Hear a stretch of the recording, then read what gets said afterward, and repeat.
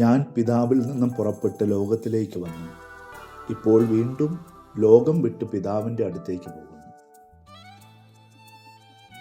ഈശോ ആരാണെന്നും എന്തിനാണ് ലോകത്തിലേക്ക് വന്നതെന്നും എവിടേക്കാണ് മടങ്ങിപ്പോകുന്നതെന്നും അവിടുന്ന് തന്നെ വ്യക്തമാക്കുന്നു. ഈശോ ഒരു സാധാരണ മനുഷ്യൻ മാത്രമല്ല, അവിടുന്ന് പിതാവിൽ നിന്ന് വന്ന നിത്യപുത്രനാണ്. നമ്മെ രക്ഷിക്കാനായി ദൈവപുത്രൻ മനുഷ്യ സ്വഭാവം സ്വീകരിച്ചു.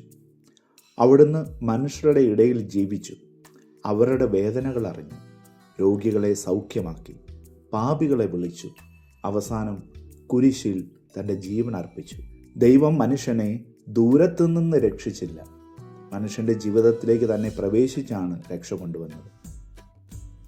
എന്നാൽ ഈശോയുടെ കുരിശുമരണം അവസാനമല്ല. വിയർപ്പ്, സ്വർഗാരോഹണം, പിതാവിൻ്റെ മഹത്വത്തിലേക്കുള്ള മടങ്ങിവരവ്, ഇതാണ് മിശിഹായുടെ പാത.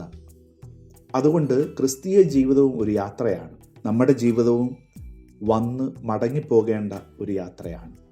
ദൈവം നമുക്ക് നൽകിയ സമയം, കഴിവുകൾ, ബന്ധങ്ങൾ, ഉത്തരവാദിത്തങ്ങൾ ഇവയെല്ലാം ഒരു ദൗത്യമാണ്. ഒരു ദിവസം നാം എല്ലാം വിട്ടുപോകും.